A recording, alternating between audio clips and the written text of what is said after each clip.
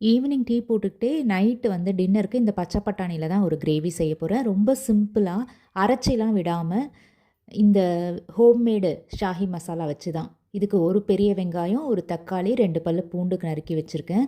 தாளிப்பை first start பண்ணிடலாம். ஒரு 1 teaspoon எண்ணெயில் சீரகம், சோம்பு இது 2மே பொரிஞ்சதும் நறுக்கி வச்சது எல்லாத்தையுமே சேர்த்துட்டேன். ஏன்னா கொஞ்சம் அளவுன்றதுனால.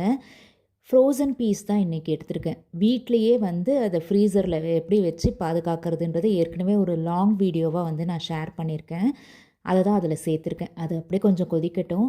இந்த பக்கம் டீ போடவும் ஆரம்பிச்சிட்டேன். நான் 3 கப் அளவுக்கு டீ போடுறேன் அப்படின்னா அதை கண்டிப்பாக ஒரு டம்ளர் தண்ணி சேர்த்துருப்பேன். இந்த பக்கம் நம்ம மசாலா 1 டீஸ்பூன், அதே மாதிரி நட்ஸ் பவுடரும் வந்து 1 டீஸ்பூன் சேர்த்துட்டு ஒரு 1/4 டம்ளர் அளவுக்கு பால் சேர்த்துருக்கேன். அது நல்லா கொதிக்கட்டும். இங்கே டீயும் போட்டு முடிச்சாச்சு. சர்க்கரையும் போட்டு கொதித்த உடனே ஃபில்டர் பண்ணி எடுத்துட்டேன்.